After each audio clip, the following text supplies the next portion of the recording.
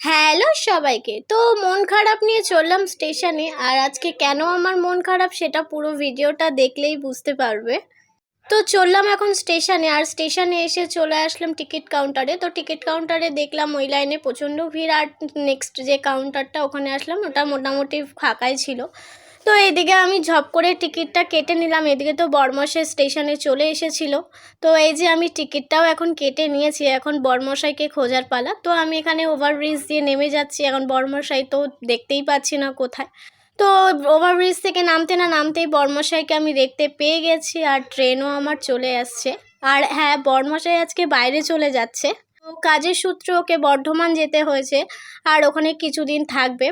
ওর জন্যই মনটা খারাপ। আর মেয়ে তো বাবাকে ছাড়া থাকতেই পারে না, আর বাবাও তো মেয়েকে ছাড়া একদমই থাকতে পারে না, কি করে থাকবে জানি না।